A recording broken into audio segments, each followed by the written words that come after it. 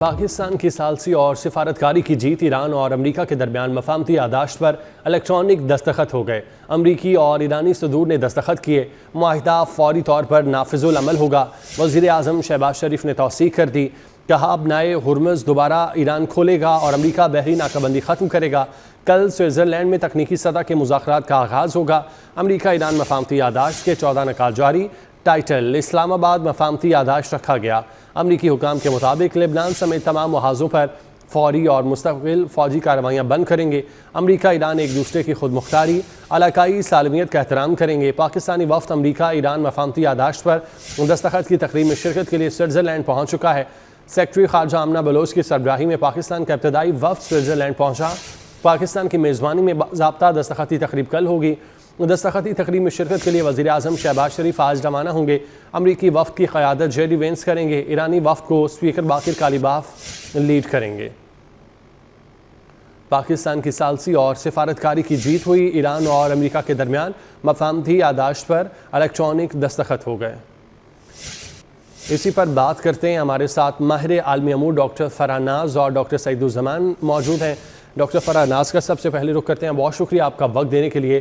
آپ کیسے دیکھتے ہیں پاکستان کی سفارتکاری کی جیت ہوئی ہے؟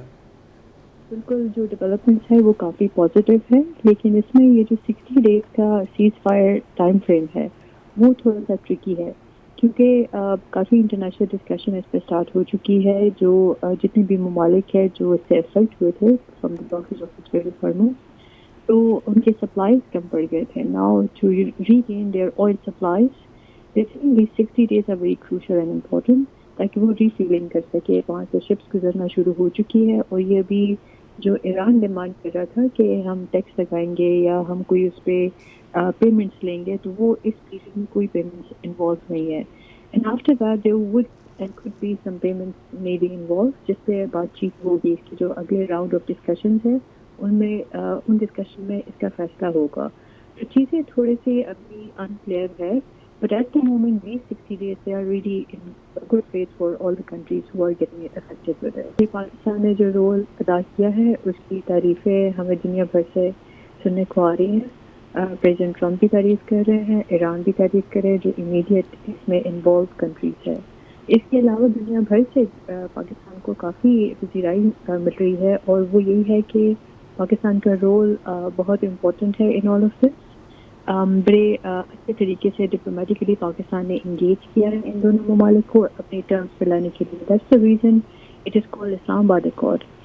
دو اس کی جو سائننگ آفیشیل سائننگ سیرمنی ہے وہ جنیوا میں ہونے جا رہی ہے، but still like it's called Islamabad accord, it's not Geneva accord any مور۔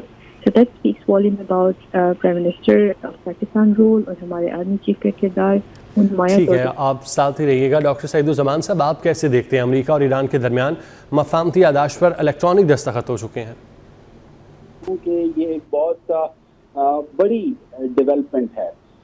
جس طریقہ سے یہ جنگ شروع ہوئی اور وہ تباہی، بربادی، اور پھر اس کے بعد پاکستان کا جو ثالثی کا کردار ہے جو کہ پوری دنیا نے دیکھا، پاکستان کے پرائم منسٹر میاں شہباز شریف صاحب، پاکستان کے chief of defence forces field marshal Asim Munir صاحب، جس آسن طریقہ سے انہوں نے ڈپلومیسی کے ٹول کو بروئے کار لایا اور سیز فائر ہوئی، پھر اسلام آباد میں ٹاکس شروع ہوئی، اور کرتے کراتے جناب اب ہم یہاں تک پہنچ گئے ہیں کہ دونوں بیلیگرنٹس کے بیچ میں معاہدہ طے پا گیا ہے۔ یقیناً اس کے اوپر اگلے 60 دنوں میں مزید کام ہوگا، تاکہ جو بھی نیٹی گریٹیز ہیں یا جو بھی کچھ اگر ڈس ایگریمنٹس ہیں تو ان کے اوپر بات کی جائے، اور پھر ایک دیر پا معاہدہ لایا جائے، عمل میں لایا جائے۔ سو میں سمجھتا ہوں کہ یہ ایک ایسی ڈیولپمنٹ ہے جو کہ نہ صرف خطہ کے لیے امپورٹنٹ ہے بلکہ پوری دنیا کے لیے امپورٹنٹ ہے۔